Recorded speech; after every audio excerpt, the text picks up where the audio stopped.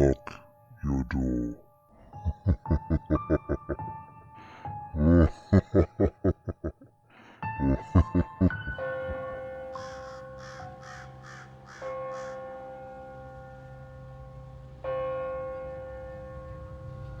After high school many years ago, I was in a bad place. My guardian had kicked me out after graduation.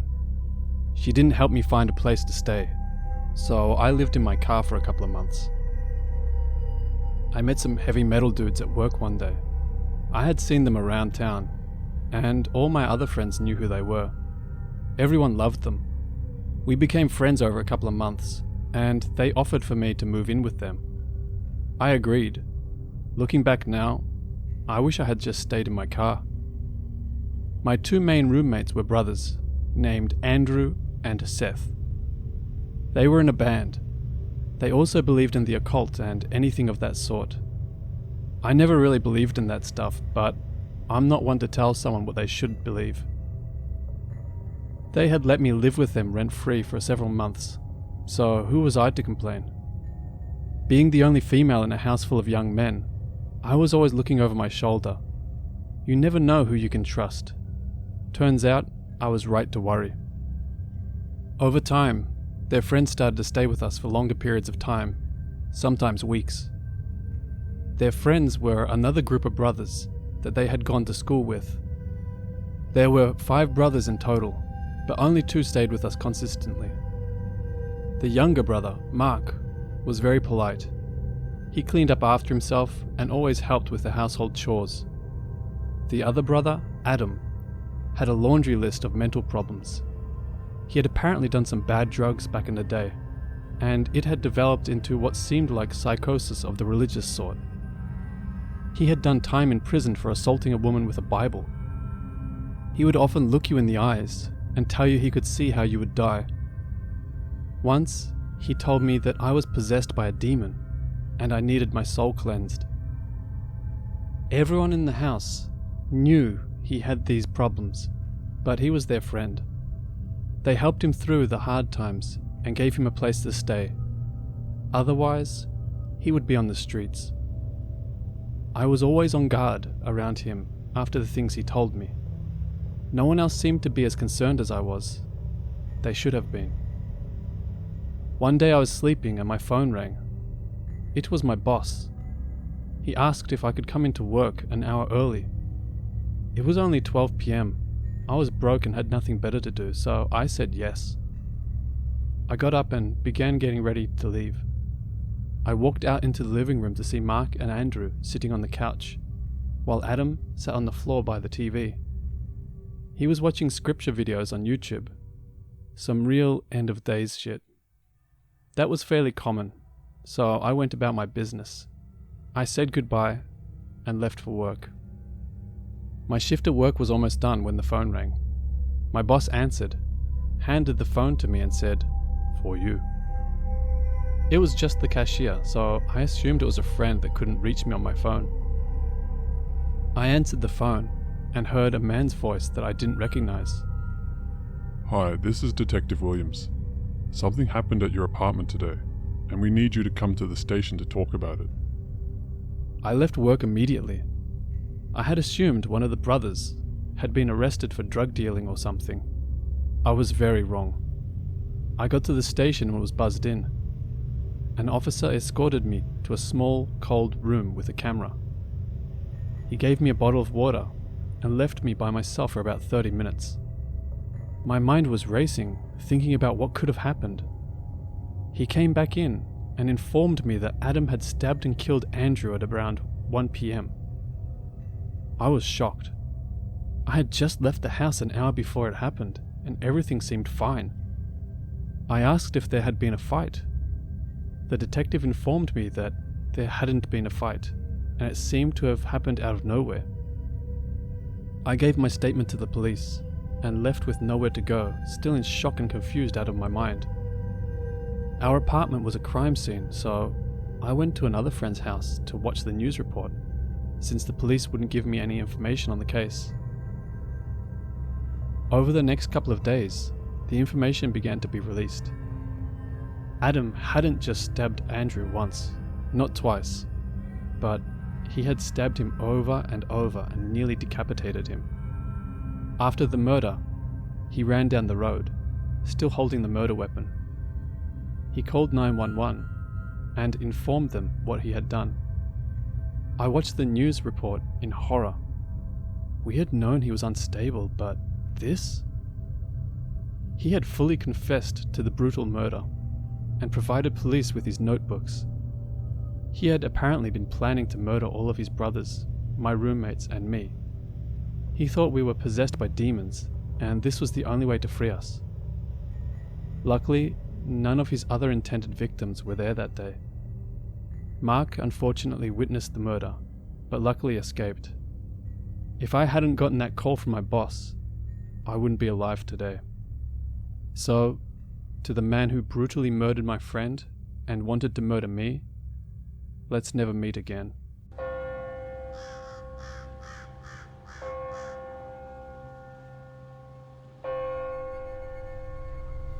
This isn't my story, but a story told to me by my mom. She heard about this through a network of Somali parents who shared a group chat together. One day, a woman sent in a long voice note and 2 pictures that scared the shit out of my mom. To clarify, all the names in this story are made up and are being used to make this story easier to follow. Here's what she told me. A ship had recently arrived in Europe and loads of Somali refugees had been brought to Germany. A few of them were assigned to different shared housing and had their arrangements based on their gender. Men shared houses with fellow men and vice versa. Some people had already received the right to work in the country and had jobs to provide for their families, one of them being a man who I'll call Ahmed. Ahmed had a wife and didn't like the idea of living separately, so he asked if they could share a room. After making the suggestion, he was allowed to stay with her. Bear in mind that this usually wasn't allowed. His wife, who I'll call Amina, didn't have a job and was happy to live with her husband. She gathered her belongings and moved in shortly after. The house they stayed in had about 3 to 4 other men living there, but for safety reasons, since they were practically strangers, each room had a lock. This made Amina and Ahmed feel moderately safe, as the house had some questionable characters. One of those being a tall man I'll call Dahir. Dahir was weirdly quiet and only spoke to Ahmed about Amina. He would say things like, "Can I share her with you?" or "Let me have some of her cooking," which he would always follow with a laugh. Ahmed, of course, wasn't happy with what he was hearing and assumed that Dahir was trying to suggest he share his wife with him. Ahmed had told Dahir many times to leave them alone and not to speak to either him or Amina. Dahir, however, would never take him seriously. One night, Ahmed returns from one of his shifts to find out that his wife has been taken to the hospital. Here's what happened while he was gone. Amina was in their shared room with the door locked when someone started knocking. She soon heard a voice asking her to open the door. It was Dahir. She stayed silent, hoping that he would leave, but he continued. His knocks became bangs, and soon he was slamming his fist into the door. Frightened, Amina didn't know what to do. Since no one was stopping him, she realized that they were probably home alone. He left momentarily until he got a hammer and then resumed his banging until it created a hole through the door. After unlocking the door, he entered the room. Amina, speaking to an aunt of mine the day after the attack, described what he did to her. She said that he held her tightly and began to bite her. She realized with horror that he was eating her. He took a full-size chunk of meat from her forehead and proceeded to bite her in different areas around her face as well. He wasn't using any weapons and relied solely on his hands and teeth, Amina recounted. Ahmed, hearing what happened, then took into account his weird requests and finally understood what Dahir had wanted, leaving a sick feeling in the pit of his stomach.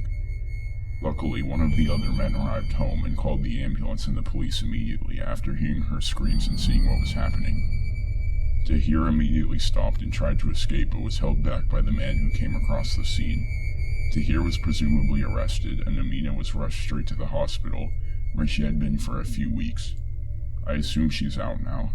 Dahir had been one of the people who came to Europe via a long boat trip from Somalia that probably took months, if not a full year, to complete. The conditions on the boat was horrible, and the food wasn't readily available. Medicine was also scarce, so people were more likely to die before they reached land. Many people, including Dahir, had resorted to cannibalism as means to survive, but it seems some of them had gotten a taste for human. Incidents like this are incredibly rare, but warnings in the Somali community have been spread very far to be careful of those who have arrived recently, as they could be one of those sick and twisted individuals.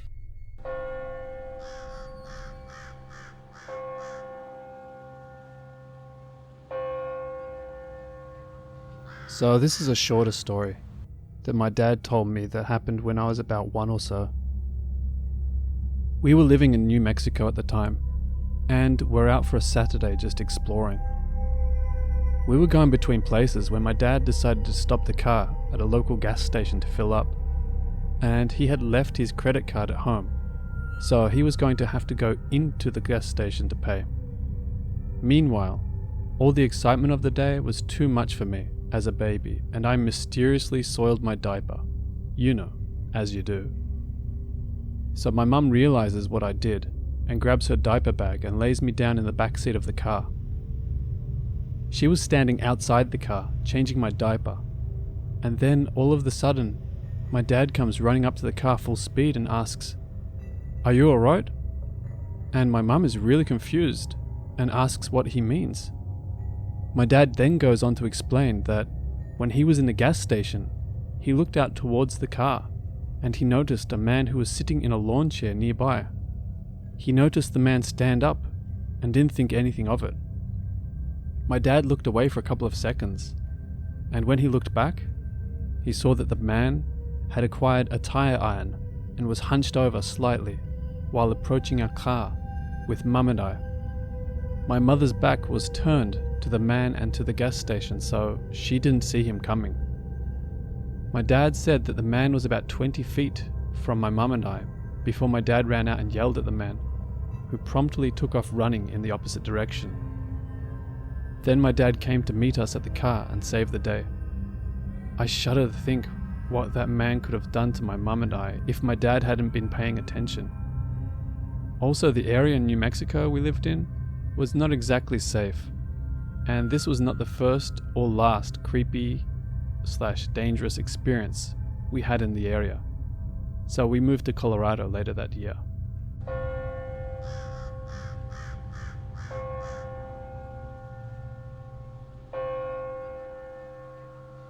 My dad used to work at a homeless shelter. He usually just helped them find jobs and such. When I had to go with him, they left me in a room with a bunch of Disney VHS movies with some printout coloring pages with a bunch of colored pencils. So a lot of these people were drug addicts or recovering, that or schizophrenic. I was there because my dad left something there, but I wanted to go to my room, which the nice lady there called my room. My dad was talking to this woman outside the door, which was closed, and then the door locks. All I could hear was screaming, crying outside. The knob fucking shook, and I walked over to unlock the door, but my gut told me that if I did, it would not be good.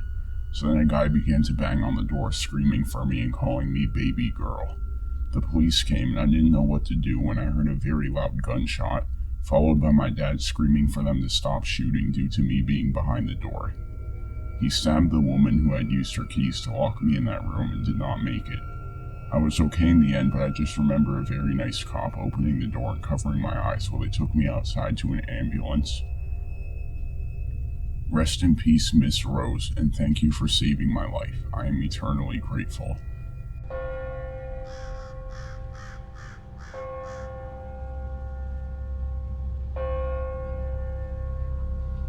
This event happened 12 years ago, when I was still a foreign exchange student at the local university. I had been safely living in the Philippines for many years, but this was my only scary encounter. The small city where the university is located is now a bustling hub for commerce and entertainment, with quite a lively nightlife, and safe to walk around at night as long as you're in the city centre with its 24-hour establishments. That wasn't the case 12 years ago. Back then, activity ceased around 11 p.m, and by 2 in the morning, the streets were empty. If you lived away from the city, like me, consider yourself lucky to find a ride home. I was in my senior year, about to graduate, and was working on my thesis. As a student, I wasn't really fond of having my own car or computer, although I could afford them. I preferred to use public transportation and internet cafes instead. I have a good friend who owned an internet cafe beside the university back then, and he would give me a discount whenever I stayed late. Usually, I would get home at 9 or 10. However, on one night, I couldn't leave early because I had to type the handwritten thesis and have it printed. I couldn't start early as well because my class schedule would extend to 8 in the morning. To make things worse, the deadline for submission was at 9 in the morning on the next day. I knew that the last bus to my hometown left at 10. I managed to complete my work at 2 a.m. and hurried to get to the motorcycle parking lot in the hopes of finding a ride home. For the uninitiated, motorcycles serve as a popular mode of public transportation in the Philippines. The city resembled a ghost town. Most of the streets were pitch black because the city government failed to repair broken streetlights. Not a single vehicle or pedestrian in sight. But the most unremarkable thing was the quiet. You could have heard someone dropping a pin 10 meters away. Unnerved, I increased my pace, fighting the urge to run. I turned around a corner to cross the street when I saw two suspicious men with a motorcycle. They were dressed in faded jeans. One of them had a camouflage jacket, and they were talking in a hushed manner. They also seemed to have bandanas around their necks. They stopped talking when I passed by. All these circumstances set off my alarm bells. I swiftly crossed the street and heard one of them whisper, "Give me the towel." That usually meant that something was wrapped in there, probably a knife. I heard quick steps behind me and started running. Instead of going to the motorcycle parking lot, which was located at the end of another dark, unlit street, I decided to follow the quite well lit, yet still empty main street. There was a pension house, but no guard. I had to keep running. I knew there was a hotel, a nightclub, and some hospitals, but everything was too far away given my current predicament. Almost reaching the end of the block, I no longer heard running behind me and looked around.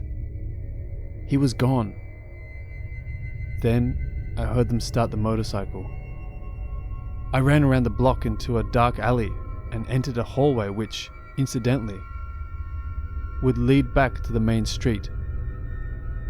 Now that they were looking for me, it's best to utilize the dark. They slowly passed by the entrance but didn't stop. I was sure they would come back and look into the hallway when they wouldn't find me, so I ran out the other end, crossed the main street, and raced down another street to the main intersection, where a bank was located. Thankfully, two heavily armed security guards were on duty. I told them what just happened, and they told me to stay with them. I never met the men again. After staying for another hour and taking a peek around, I thanked the guards and jogged to the nearby hotel, where I booked a room for the night. I could finally call my dad and tell him I was fine. The daily news are frightening. Robberies, assassinations, home invasions, and kidnappings. And foreigners are sometimes among the victims. I still get shivers down my spine when I think what would have happened had I gambled with the possibility that there would still be a motorcycle in the parking lot and ran down the dark street instead. I think no one would have seen or heard a thing.